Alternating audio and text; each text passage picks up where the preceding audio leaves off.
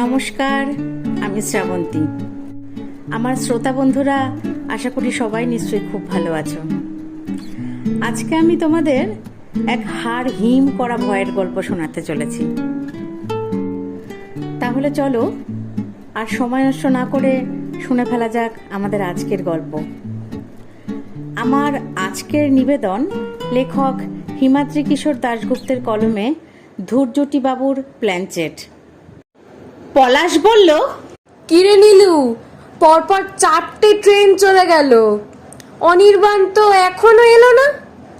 এদিকে তো ধূর্যটি বাবুরও কোনো পাত্তাই নেই। তিনি আবার বাঘমুন্ডি পাহাড়ে পঞ্চমুন্ডির আসনে বসতে চলে গেলেন না তো? নীলু বলল, দেখ পলাশ, সিদ্ধ পুরুষদের নিয়ে মজা করবি না।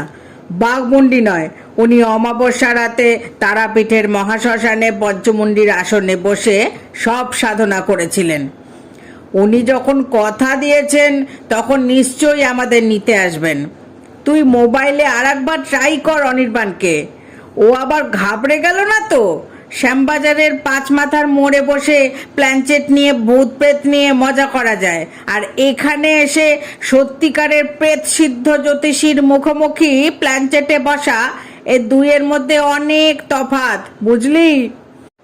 নীলুর খোঁচাটা বুঝতে অসুবিধা হলো না পলাশের। ও বলল, ঝড় বৃষ্টির মধ্যে হয়তো কোথাও আটকে গিয়েছে, ওর কথার দাম আছে। আর ও যে আমাদের মধ্যে সবচেয়ে সাহসী ছেলে, তা তো তুই জানিসই। এই বলে সে পকেট থেকে মোবাইল বের করে বৃষ্টির ছাড় থেকে বাঁচার জন্য প্ল্যাটফর্মের শেডের আরেকটু ভেতরে এসে দাঁড়ালো। অনির্বাণকে রিং করার চেষ্টা করে কানে দিয়ে কয়েক মুহূর্ত পর সেটা আবার কান থেকে নামিয়ে নিল পলাশ। নীলু প্রশ্ন করল, কি হলো? পলাশ জবাব দিল, নেটওয়ার্ক ফেলিওর এখনো। যা ঝড় বৃষ্টি হচ্ছে, কখন নেটওয়ার্ক পাওয়া যাবে কি জানে। তার কথা শেষ হওয়ার সঙ্গে সঙ্গেই কড়াত কড়াত শব্দে কাছে কোথাও যেন বাজ পড়ল। সারা প্ল্যাটফর্ম কেঁপে উঠল সেই শব্দে। আর কিছুক্ষণ পরই সন্ধে নামবে, বৃষ্টিরও বিরাম নেই। ঝাপসা হয়ে যাওয়া বাইরের দিকে তাকিয়ে পলাশ বলল, ধূর্যটি বাবুর বাড়ি এখান থেকে কত দূর? নীলু জবাব দিল, গাড়িতে আধ ঘন্টার পথ। উনি গাড়ি নিয়ে আসবেন বলেছেন। এরপর সে আরো বলল, অনির্বাণ না এলে প্রেস্টিজ পাংচার হয়ে যাবে আমার। আসলে উত্তেজনার বশে তোদের কথাটা ওকে বলা আমার উচিত হয়নি। ব্যাপারটা উনিও সিরিয়াসলি নিয়েছেন। এখন তো আমাদের ফিরে যাওয়ারও উপায় নেই। ওর বাড়িতে রাতে খাবারের ব্যবস্থা করে রেখেছেন উনি। এখানে এসে ফিরে যাওয়া মানে ওকে অসম্মান করা। তাছাড়া উনি বড় মামার বন্ধু মানুষ। বড় মামা শুনলেও খুবই রাগ করবেন। পলাশ তার কথার জবাবে কিছু বলল না। একটু দূরে প্ল্যাটফর্মের মধ্যে একটা চায়ের দোকান দেখিয়ে বলল, চল ওখানে একটু চা খাই, বেশ ঠান্ডা লাগছে। ওরা দুজন এরপর গিয়ে হাজির হলো চায়ের দোকানের সামনে। দোকানদারকে চা দিতে বলে পলাশ বাইরের বৃষ্টির দিকে তাকিয়ে ভাবতে লাগলো, অনির্বাণ এলো না কেন? কলকাতা থেকে বৃষ্টির দিনে তাদের এই নবাবগঞ্জে আসা বলতে গেলে তো তার জন্যই। পলাশদের নবাবগঞ্জে আসার কারণটা একটু খুলে বলা যাক। পলাশ, নীলকান্ত অর্থাৎ নীলু, অনির্বাণ এরা সকলেই শ্যামবাজারের বাসিন্দা এবং কাছেই গণেন্দ্র মিত্র লেনের যুগের পথিক নামে এক ক্লাবের সদস্য। প্রত্যেকেই ওরা কলেজ ছাত্র অথবা সদ্য পাশ করে বেরিয়েছে কলেজ থেকে। শরীরচর্চা, খেলাধুলো, লেখাপড়ার পাশাপাশি নিয়মিত তাদের আড্ডার আসর বসে গণেন্দ্র মিত্র লেনের ঘুপচি ক্লাব ঘরে। দিন 10 আগে এমনই এক বর্ষার সন্ধে ক্লাব ঘরে বসে গল্প করছিল তারা। শুধু 3 জন নয়, রিজু, অসীম, তপন, ভোলা আরো অনেকে সেদিন হাজির ছিল সেখানে। এসব আড্ডা যেমন হয় আর কি, এক প্রসঙ্গ নিয়ে আলোচনা হতে হতে অন্য প্রসঙ্গে চলে আসে। ঠিক তেমনি কি একটা কথা আলোচনা করতে করতে হঠাৎ কে যেন তুলে বসলো আত্মা নিয়ে কথা। শুরু হলো আত্মা প্রেতাত্মা আছে কি না তাই নিয়ে সনাতনী তর্ক। নীলুর আত্মা টাত্মার ব্যাপারে আবার প্রচন্ড বিশ্বাস। সে হঠাৎ বলল, আমার বড় মামার বন্ধু জ্যোতিষী ধূর্যটি চক্রবর্তী, যার কাছে আমি হাত দেখাই, তিনি প্ল্যানচেটে আত্মা নামাতে পারেন। আমার বড় মামা এ ঘটনা নিজের চোখে দেখেছেন। অনির্বাণ প্রেসিডেন্সির ফিজিক্সের ছাত্র, ঘোর যুক্তিবাদী। নীলুর কথাটা শোনার সঙ্গে সঙ্গেই সে চেপে ধরল তাকে। বলল, যখন সুনিতা উইলিয়াম মহাশূন্যে পাইচারি করে এলেন, সেই সময় দাঁড়িয়ে কেউ আত্মা নামাচ্ছেন, এ কথা বিশ্বাস করতে হবে? আসলে এসব ব্যাপার হলো ধান্দাবাজ লোকদের লোক ঠকিয়ে পয়সা কামানোর কৌশল। ব্যাস, শুরু হয়ে গেল জোর তর্ক। যারা হাজির ছিল তারা ভাগ হয়ে গেল প্ল্যানচেটের মাধ্যমে আত্মা নামানো হয়ে যায় কিনা এই নিয়ে। পলাশেরও আত্মা টাত্মায় বিশ্বাস নেই। স্বাভাবিকভাবে সেও সেদিন অনির্বাণের পক্ষ নিয়েছিল। অনেক যুক্তি পাল্টা যুক্তির পরও যখন সিদ্ধান্তে পৌঁছানো গেল না, তখন ভোলা একটা প্রস্তাব দিল। সে বলল, নীলু গিয়ে ধৈর্যটি বাবুকে রাজি করা প্ল্যানচেটে আত্মা নামানোর জন্য। তিনি যদি সত্যি তা পারেন তাহলে সকলেই ব্যাপারটা মেনে নেব। তবে এর মধ্যে একটা কন্ডিশন আছে। প্ল্যানচেটের মিডিয়াম, অর্থাৎ যার মাধ্যমে আত্মা নামানো হয়, সেই মিডিয়াম করতে হবে অনির্বাণকে। তাহলেই প্রমাণ হয়ে যাবে আত্মা নামানোর ব্যাপারটা সাজানো কিনা। সেদিনের এই আলোচনা অন্য দিনের মতো শুধু আলোচনাতেই সীমাবদ্ধ থাকেনি। অনির্বাণ আর নীলু দুজনেই সিরিয়াসলি নিয়েছিল বিষয়টা। পরদিনই নীলু তার বড় মামাকে সঙ্গে নিয়ে হাজির হয়েছিল ধৈর্যটিবাবুর বউবাজারের চেম্বারে। সব কথা শোনার পর প্ল্যানচেটের ব্যাপারে রাজি হয়ে গেলেন ধৈর্যটিবাবু। তবে তিনি বললেন, নীলু, অনির্বাণ ও আর একজন, অর্থাৎ মোট 3 জনকে আজ এই আষাঢ় মাসের অমাবস্যার দিন তার নবাবগঞ্জের বাড়িতে আসতে হবে। তার বাড়িতে অন্য কেউ থাকে না, ফলে উভয় পক্ষের কোনো অসুবিধা হবে না। সেখানে রাত্রিবাস করে পরদিন কলকাতা ফিরতে পারবে নীলুরা। তার আমন্ত্রণেই পলাশ আর নীলু বিকেলের ট্রেনে নবাবগঞ্জ প্ল্যাটফর্মে এসে নামলো। কিন্তু কলকাতায় একটা কাজ সেরে অন্য ট্রেনে অনির্বাণের এখানে আসার কথা থাকলেও তার দেখা নেই। বৃষ্টির মধ্যে প্ল্যাটফর্মে অনির্বাণের জন্য 1 ঘন্টা ধরে অপেক্ষা করছে পলাশরা। ধৈর্যটিবাবুরও তাদের এখনো নিতে আসার সময় হয়নি। চা খাওয়া হয়ে যাওয়ার পর পলাশ একবার তার রিস্টওয়াচের দিকে তাকিয়ে বলল, 6টা তো বাজলো, আর আধ ঘন্টার মধ্যে যদি দুজনে কেউ না আসে তাহলে ডাউন ট্রেন ধরে ব্যাক করব। আমরা দুজন অনেকক্ষণ অপেক্ষা করেছি, আমাদের তো কেউ আর দোষ দিতে পারবে না। পলাশের কথা শুনে একটু চিন্তা করে নীলু বলল, ঠিক আছে, তাহলে তাই হবে। কথাটা বলল বটে, কিন্তু ঠিক সেই সময় একটা কালো রঙের অ্যাম্বাসেডর গাড়ি এসে প্ল্যাটফর্মের বাইরে রেলিংয়ের ধার ঘেঁষে দাঁড়ালো। গাড়িটা দেখেই নীলু বলে উঠল, ওই যে ধৈর্যটিবাবু এসে গিয়েছেন, ওটা ওর গাড়ি, আমি চিনি। গাড়ি থেকে বৃষ্টির মধ্যে বাইরে নেমে ছাতা খুললেন ধুতি পাঞ্জাবি পরা, চোখে সোনালি ফ্রেমের চশমা এক লম্বা চওড়া ভদ্রলোক। তিনি উঠে এলেন প্ল্যাটফর্মে।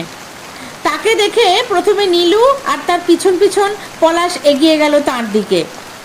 ভদ্রলোক এসে দাঁড়ালেন শেডের নিচে। নীলুরাও এসে দাঁড়ালো তার সামনে। ভদ্রলোকের বয়স মনে হয় 60-এর কাছাকাছি হবে। ফর্সা রং, টিকলো নাক, দুহাতে অনেক আংটি। পলাশ আর নীলুকে একবার ভালো করে দেখে নিয়ে তিনি নীলুর উদ্দেশ্যে বললেন, আমি কলকাতা থেকে ফিরছি, তাই আসতে দেরি হয়ে গেল। তা তোমরা দুজন কেন? আমি তো 3 জনকে আসতে বলেছিলাম। আর এই কি সেই ছেলে যে মিডিয়াম হতে চায়? গম্ভীর স্বরে কথাগুলো বলে ধৈর্যটিবাবু তাকালেন পলাশের দিকে।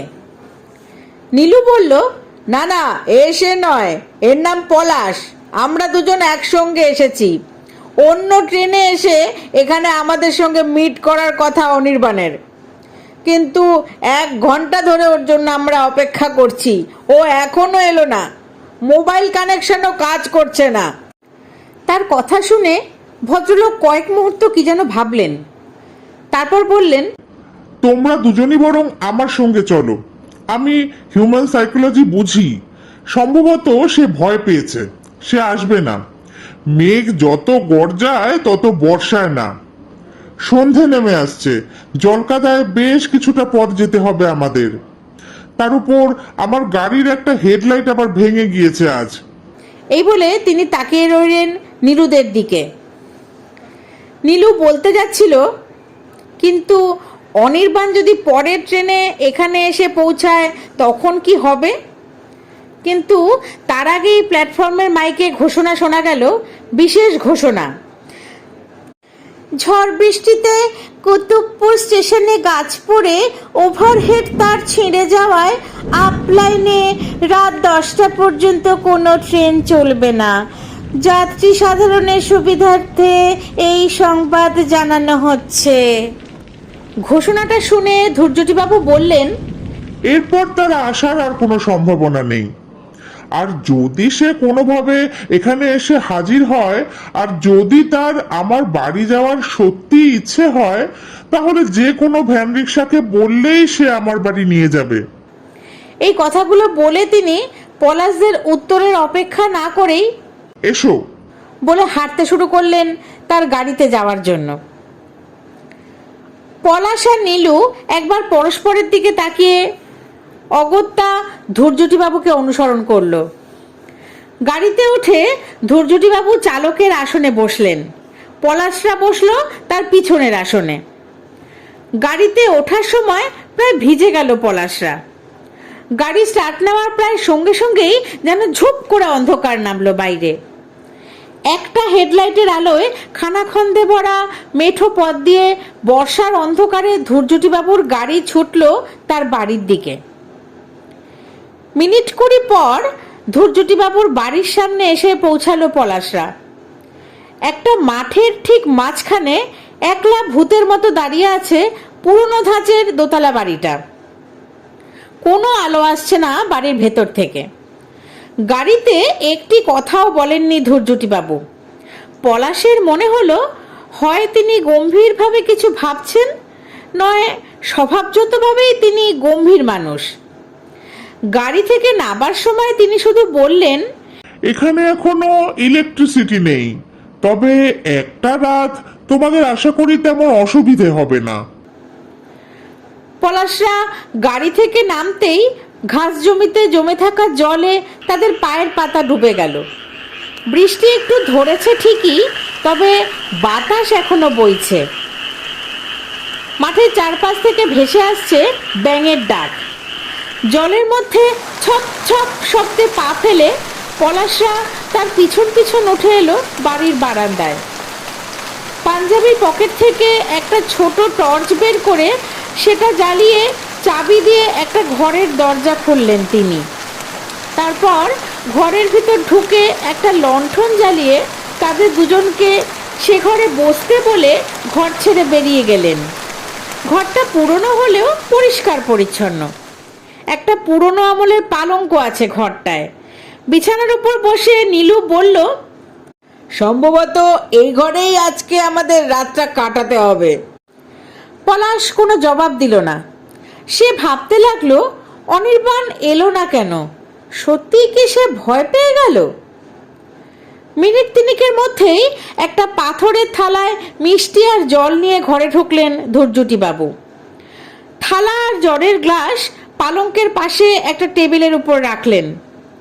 নাও, এগুলো তোমরা খেয়ে নাও, আমি ততক্ষণ সান্ধ্য আহ্নিক সেরে আসি। এই বলে তিনি ঘর ছেড়ে বেরিয়ে গেলেন। পাথরের থালায় বেশ বড় বড় অনেক মিষ্টি। সেই দুপুরবেলা খেয়ে বেরিয়েছে পলাশরা। মিষ্টিগুলো দেখে তাদের খিদে পেয়ে গেল। তারা খেতে শুরু করলো। সান্ধ্য আহ্নিক সেরে যখন ধৈর্যটিবাবু আবার পলাশদের ঘরে এলেন, তখন তাদের খাওয়া শেষ। তিনি পলাশদের বললেন, চলো এবার অন্য ঘরে গিয়ে বসে কথা বলি। সে ঘর ছেড়ে বেরিয়ে সবাই গিয়ে হাজির হলো বাড়ির এক প্রান্তে একটা ঘরে। সেই ঘরের ঠিক মাঝখানে একটা কাঠের তেপায়া টেবিলের উপর একটা ছোট মোমবাতি জ্বলছে, আর সেই টেবিলের চারিদিকে সাজানো আছে 4টে কাঠের চেয়ার। এছাড়া অন্য কোনো আসবাব নেই সেই ঘরে। ঘরটায় আরও একটা দরজা আছে। ঘরে ঢুকে সেই দরজাটাও খুলে দিলেন ধৈর্যটিবাবু। বাড়ির পিছন দিকের মাঠ থেকে এক ঝলক ভেজা বাতাস এসে ঢুকলো ঘরের ভেতর। টেবিলের পাশে একটা চেয়ারে বসলেন ধৈর্যটিবাবু। তার কথা মতো সেখানে অন্য দুটো চেয়ারে পাশাপাশি বসলো পলাশ আর নীলু।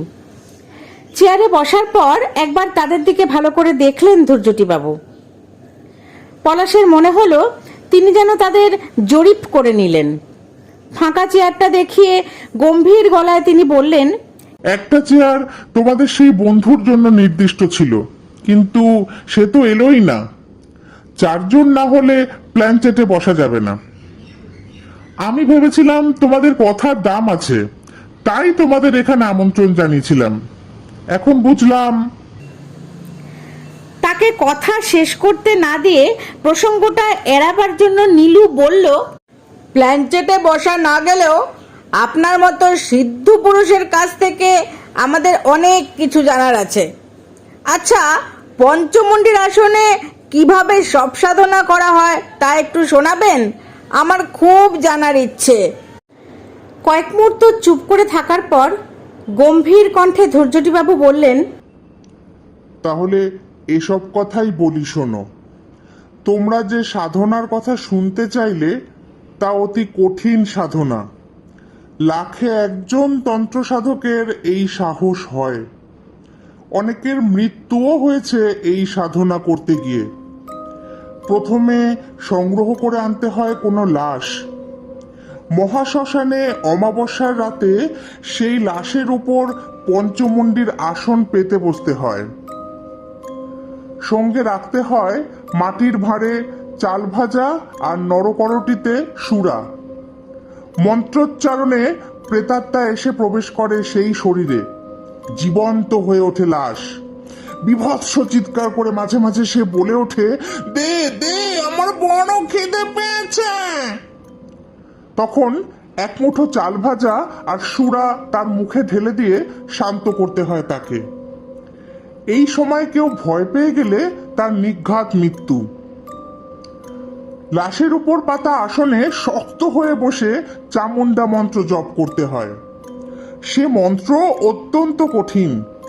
মন্ত্রের জোরে বসে থাকে প্রেতাত্মা। মন্ত্রে সামান্য ভুলচুক হলে সে বুকের উপর বসে আছে, তাকে ছিটকে ফেলে দিয়ে উঠে দাঁড়ায় সেই লাশ। তারপর এই পর্যন্ত বলে হঠাৎ চুপ করে গেলেন ধৈর্যটিবাবু। পলাশরা ডুবে গিয়েছিল তার গল্পের মধ্যে। তিনি থামতেই নীলু উত্তেজনা চাপতে না পেরে বলে উঠল, তারপর তারপর তার কথার কোনো জবাব না দিয়ে পিছন দিকের খোলা দরজার দিকে তাকিয়ে বললেন, বাইরে থেকে একটা শব্দ আসছে না? তার কথা শুনে কান খাড়া করলো পলাশরা। হ্যাঁ, একটা শব্দ। দরজা দিয়ে বাইরে অন্ধকারে কিছু দেখা যাচ্ছে না, কিন্তু মনে হচ্ছে কে যেন মাঠের জমা জলে ছপ ছপ শব্দে পা ফেলে বাড়িটার দিকে এগিয়ে আসছে। ক্রমশই শব্দটা এগিয়ে আসতে লাগলো। বলতে গেলে সে যেন আসছে পলাশরা যে ঘরে বসে আছে সেই ঘর লক্ষ্য করেই।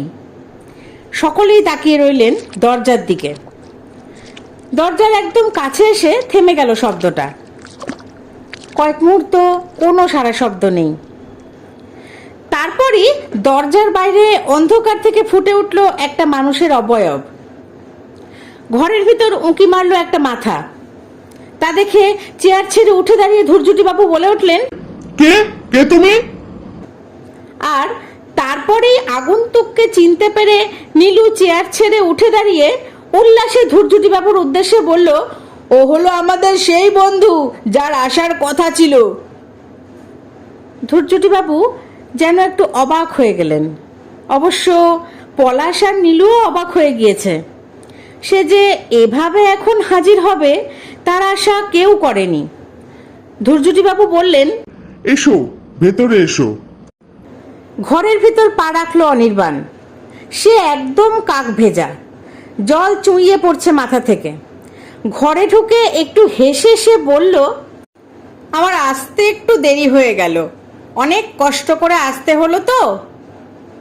পলাশ বলল, আমরা তো ভেবেছিলাম তুই আর এলি না। অনেকক্ষণ আমরা প্ল্যাটফর্মে অপেক্ষা করেছি তোর জন্য। অনির্বাণ পকেট থেকে একটা রুমাল বের করে মাথা মুছতে মুছতে বলল, আমি যখন আসবো বলেছি তখন আসবই, তাই তো এত কষ্ট করেও। ধৈর্যটিবাবু এবার বললেন, দাঁড়িয়ে কেন, চেয়ারে বসো। মাথা মুছে অনির্বাণ এসে বসলো পলাশের পাশের চেয়ারটায়। এত ভিজেছে যে মোমের আলোয় তার মুখ যেন রক্তশূন্য বলে মনে হচ্ছে। সে বসার পর ধৈর্যটিবাবু তার দিকে তাকিয়ে বললেন, তুমি কি মিডিয়াম হতে চেয়েছিলে? তোমার নাম কি? অনির্বাণ প্রথমে ঘাড় নেড়ে জানালো, হ্যাঁ। তারপর বলল, আমার নাম তাতাই। অনির্বাণ হঠাৎ তার ডাক নামটা কেন বলল তা বুঝতে পারল না পলাশ। তার নাম শোনার পর ধৈর্যটিবাবু বললেন, তুমি কি জানো যে মিডিয়াম হয় অনেক সময় কোনো শয়তান আত্মা মিডিয়ামকে ছেড়ে যাওয়ার সময় তার কোনো না কোনো ক্ষতি করে দিয়ে যায়? অনির্বাণ তার কথার উত্তরে বলল, ক্ষতি করে মানুষেরা, আত্মা নয়। কোনো আত্মা আমার কোনো ক্ষতি করতে পারবে না।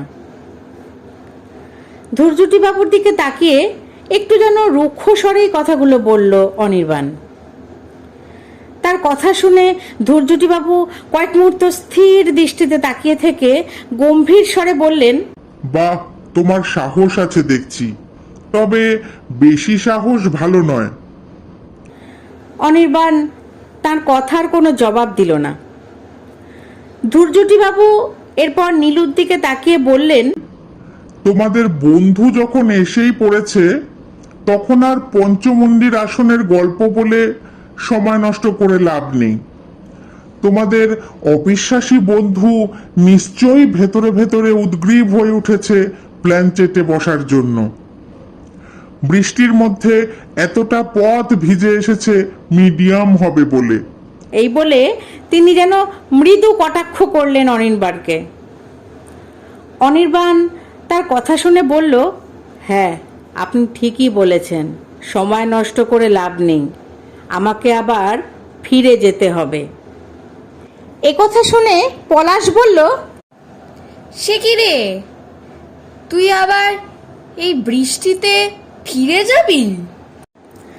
অনির্বাণ একটু বিষণ্ণভাবে পলাশকে বলল, না রে, আমার এখানে রাতে থাকা হবে না, অনেক লোকজন এসেছে বাড়িতে, আমাকে ফিরতেই হবে। ধৈর্যটিবাবু বললেন, ঠিক আছে, তাহলে বরং শুরু করা যাক। দরজা দুটো বন্ধ করে দিতে হবে এবার। তবে প্ল্যানচেটে বসার আগে একটা কথা তোমাদের বলে দিই, কারো হার্ট দুর্বল থাকলে কিন্তু প্ল্যানচেটে না বসাই ভালো। দুর্ঘটনা ঘটলে আমাকে কিন্তু কেউ দোষ দিও না। তার কথা শেষ হতেই অনির্বাণ একটা বাঁকা হাসি হেসে বলল, আমাদের সকলেরই হার্ট ঠিক আছে, আপনার হার্ট ঠিক আছে তো? আপনি নিজে ভয় পাচ্ছেন না তো? তার কথা শোনা মাত্রই হঠাৎ যেন দপ করে জ্বলে উঠল ধৈর্যটিবাবুর চোখ দুটো। তিনি কি যেন বলতে গিয়েও নিজেকে সংবরণ করে নিলেন। মৃদু হেসে শুধু তিনি বললেন, যে পঞ্চমন্ডির আসনে বসে সব সাধনা করে সে কোনো প্রেতাত্মাকে ভয় পায় না। নীলু উঠে গিয়ে দরজা দুটো বন্ধ করে এলো। টেবিলের একদম কাছে চেয়ারগুলো আরো এগিয়ে নিয়ে বসলো সকলেই। মোমটা প্রায় শেষ হয়ে এসেছে। তার মৃদু আলোয় চেয়ারে বসে থাকা পলাশদের ছায়াগুলো কাঁপছে। চারপাশে কোনো শব্দ নেই। সকলে ঠিকভাবে বসার পর কয়েক মুহূর্ত অনির্বাণের দিকে তাকিয়ে ধৈর্যটিবাবু বললেন, তোমরা আমার মতো এইভাবে দুহাতের আঙুলগুলোকে টেবিলের উপর আলতো করে ছুঁয়ে রাখো। আমি আলো নেভাবার পর কেউ কোনো কথা বলবে না, শুধু এক মনে চিন্তা করবে পরিচিত কোনো। পলাশরা তার দেখা দেখি টেবিলের উপর আঙুল রাখলো। আঙুল রাখতে গিয়ে পলাশের আঙুল মুহূর্তের জন্য ছুঁয়ে গেল তার পাশে বসা অনির্বাণের হাতের পাতা। পলাশের মনে হলো বৃষ্টিতে ভিজে অনির্বাণের হাত যেন বরফের মতো ঠান্ডা হয়ে গিয়েছে। ধৈর্যটিবাবু সকলের মুখের দিকে তাকিয়ে এক ফুঁয়ে মোমবাতিটা নিভিয়ে দিলেন। সারা ঘরে নেমে এলো জমাট বাঁধা অন্ধকার। সকলেই এক মনে চিন্তা করতে লাগলো পরিচিত কোনো মৃত মানুষের কথা। নিস্তব্ধ অন্ধকার ঘর। মিনিট পাঁচেক পর পলাশের মনে হলো টেবিলটা যেন থরথর করে একবার কেঁপে উঠল। আর তারপরে শোনা গেল ধৈর্যটিবাবুর গম্ভীর অথচ চাপা কণ্ঠস্বর, আপনি কি এসেছেন? এসে থাকলে টেবিলে একবার শব্দ করুন। টেবিলটা আরো একবার কেঁপে উঠল। তারপর একটা পায়ায় শব্দ শোনা গেল, ঠক। পলাশের একটু ভয় করলো। এবার ধৈর্যটিবাবুর গলা শোনা গেল, তাহলে আপনি এসেছেন, আপনার নাম কি? পলাশের পাশে বসে থাকা অনির্বাণের গলায় প্রথমে একটা ঘর ঘর শব্দ শুরু হলো। তারপর একটা অস্পষ্ট স্বর শোনা গেল, আমার নাম। নামটা স্পষ্ট শোনা গেল না শেষ পর্যন্ত। আপনার ঠিকানা কি? এরপর প্রশ্ন করলেন ধৈর্যটিবাবু। আবার সেই ঘর ঘর শব্দ শোনা গেল অনির্বাণের গলা থেকে। তারপর একটা ভাঙা ভাঙা স্বরে সে ধীরে ধীরে বলল, ৭৭ গণেন্দ্র মিত্র লেন, শ্যামবাজার, কলকাতা। ঠিকানাটা শুনেই প্রথমে একটু চমকে উঠল পলাশ। আরে, এ তো তাদের দুটো বাড়ি পরেই অনির্বাণের বাড়ির ঠিকানা। ও, তাহলে অনির্বাণ অনির্বাণ তাহলে কায়দা করেই তার ডাকনাম বলেছে ধৈর্যটিবাবুকে। আসলে সে প্ল্যান চেটে বসে নাটক করে ঠকাতে চাইছে ধৈর্যটিবাবুকে। ব্যাপারটা ভেবে ভয় কেটে গিয়ে হাসি পেয়ে গেল তার। হাসি চেপে রেখে সে ধৈর্যটিবাবু আর অনির্বাণের কথাবার্তা শুনতে লাগলো। তিনি জিজ্ঞাসা করলেন, আপনার কি খুব কষ্ট হচ্ছে? হ্যাঁ, খুব কষ্ট, খুব কষ্ট। কোমরটা একদম ভেঙে গড়িয়ে গিয়েছে। অনির্বাণের গলার স্বর যেন অনেক দূর থেকে ভেসে আসছে। অনির্বাণ পারে বটে অভিনয় করতে বাবা, মনে মনে ভাবলো পলাশ।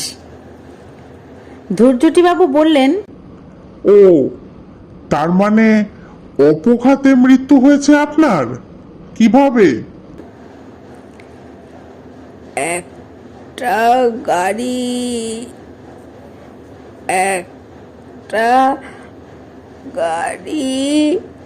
চাপা দিল আমাকে, সব শেষ,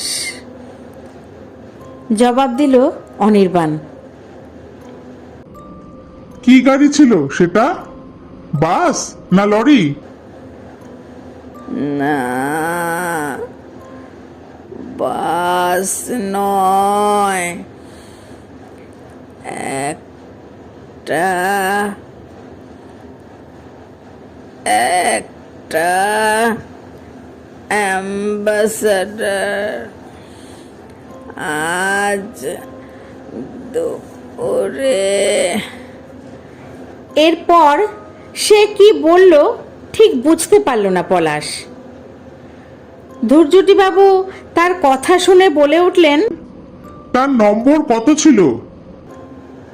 পলাশের মনে হলো প্রশ্নটা করার সময় তার গলাটা যেন কেঁপে উঠল। তারপরেই অনির্বাণের স্পষ্ট উত্তর শোনা গেল,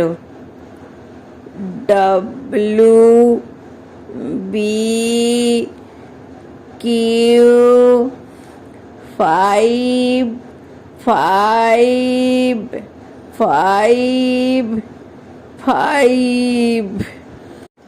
তার কথা শোনার সঙ্গে সঙ্গেই অন্ধকারের মধ্যে প্রচণ্ড জোরে আর্তনাদ করে উঠলেন ধূর্যটিবাবু। তারপর দম করে একটা শব্দ হলো। পলাশের মনে হলো ধূর্যটিবাবু যেন চেয়ার থেকে মাটিতে পড়ে গেলেন। পরক্ষণেই প্রচণ্ড জোরে হাসতে শুরু করলো অনির্বাণ। ব্যাপারটা কি হলো ঠিক বুঝতে পারল না পলাশ বা নীলু। হাসতে হাসতে অনির্বাণ বলল, দেখ দেখ, তোদের পঞ্চমন্ডির আসনে বসা সিদ্ধ পুরুষ নিজেই কেমন ভয় পেয়ে গেলেন। তারপর সে হাসি থামিয়ে বলল, কিন্তু শেষ পর্যন্ত মনে হয় তোর বিশ্বাসই ঠিক রে নীলু। তার কথা শেষ হওয়ার পর আবার ঘরটা নিস্তব্ধ হয়ে গেল। হঠাৎ কিভাবে যেন ঘরের একটা দরজা শব্দ করে খুলে গেল। এক ঝলক ঠান্ডা বাতাস ঢুকলো ঘরের ভিতর। পলাশ বলল, ধূর্যটিবাবু, ও ধূর্যটিবাবু, আপনার কি হলো? অনির্বাণ, এই অনির্বাণ। কিন্তু কারো কোনো শব্দ পাওয়া গেল না। নীলুও তাদের নাম ধরে ডাকলো। তারপর পকেট থেকে একটা লাইটার বের করে জ্বাললো। মৃদু আলোয় তারা দেখতে পেল মাটিতে পড়ে আছেন ধূর্যটিবাবু। তার মুখ দিয়ে গাঁজলা বেরোচ্ছে, কিন্তু অনির্বাণ ঘরের মধ্যে নেই, তার চেয়ার খালি। নীলু লাইটার দিয়ে মোমের টুকরোটা জ্বালিয়ে দিল। ধূর্যটিবাবুর পাঞ্জাবির পকেট থেকে টর্চটা ছিটকে পড়েছিল মেঝের উপর। পলাশ সেটা চট করে কুড়িয়ে নিয়ে নীলুকে বলল, তুই ধূর্যটিবাবুকে দেখ, আমি দেখি অনির্বাণ কোথায় গেল। সেভাবে ঘর থেকে বেরিয়ে গেল কেন? ঘর ছেড়ে খোলা দরজা দিয়ে বারান্দায় বেরিয়ে এলো পলাশ। টর্চ জ্বালিয়ে সে দেখতে পেল কিছুটা দূরে দাঁড়িয়ে আছে ধূর্যটিবাবুর গাড়িটা। টর্চের আলো মাঠের বেশি দূরে যাচ্ছে না, আর কিছু দেখা যাচ্ছে না মাঠে। বারান্দাতেও অনির্বাণ নেই। বারান্দা থেকে মাঠে নেমে কয়েক পা এগিয়ে টর্চের আলো চারপাশে ঘোরাতে ঘোরাতে চিৎকার করে বলে উঠল পলাশ, অনির্বাণ, এই অনির্বাণ, তুই কোথায় গেলি? ঠিক সেই সময় পলাশের পকেটে বেজে উঠল মোবাইলটা। কানে দিতেই ওপাশ থেকে মোবাইলে ভেসে এলো পলাশদের বন্ধু অসীমের গলা। কে পলাশ? আমি অসীম বলছি। তোরা যেখানে আছিস সেখান থেকে এখনই কলকাতায় ফিরে আয়, খুব জরুরি।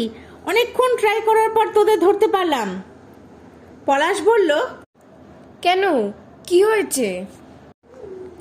কয়েক মুহূর্ত চুপ করে থেকে অসীম বলল, অনির্বাণ আর নেই। আজ দুপুরে পার্ক সার্কাসের মোড়ে একটা অ্যাম্বাসাডার তাকে। আর বলতে পারল না অসীম, কান্নায় ভেঙে পড়ল। পলাশ তাকে চিৎকার করে বলল, কি বলছিস তুই? অনির্বাণ তো এক্ষুনি। কথাটা শেষ করতে পারল না পলাশ। উত্তেজিতভাবে তার টর্চ ধরা হাতটা নাড়াতে গিয়ে টর্চের আলোটা যেন হঠাৎ আটকে গেল কিছু দূরে দাঁড়ানো ধূর্যটিবাবুর অ্যাম্বাসাডারের নম্বর প্লেটের উপর। পলাশ দেখতে পেল সেখানে জল করছে গাড়ির নম্বরটা, WBQ5555। টর্চটা খসে পড়ে গেল পলাশের হাত থেকে। কেমন লাগলো বলো তাহলে তোমার আজকের এই গল্পটা? আমার কিন্তু ভয়ের সাথে সাথে মনটাও খুব খারাপ হয়ে গেল গল্পটি পাঠ করে। এভাবে অকালে একটি ছেলের প্রাণ চলে গেল, তা তো খুবই কষ্টকর, তাই না? যাই হোক, তোমাদের সবার কেমন লাগলো গল্পটি আমাকে প্লিজ কমেন্ট করে জানিও। আর আমার গল্পটিকে সবাই বেশি বেশি করে লাইক করো, শেয়ার করো, প্লিজ কমেন্ট করো, তবেই তো আমি আরও ভালো ভালো গল্প তোমাদের সামনে নিয়ে আসতে পারবো, আরও সামনে এগিয়ে যেতে পারবো, তাই না? আর তোমরা সবাই প্লিজ আমার এই বং বাংলা ন্যারেটিভস চ্যানেলটিকে সাবস্ক্রাইব করে বেল আইকনটি প্রেস করে দাও, তাহলে তোমাদের সবার কাছে নোটিফিকেশানটা পৌঁছে যাবে আর তোমরা সবাই টাইম অনুযায়ী গল্পটিও শুনে নিতে পারবে। আজ তাহলে এ পর্যন্তই। তোমরা সবাই খুব ভালো থেকো, সুস্থ থেকো। ধন্যবাদ।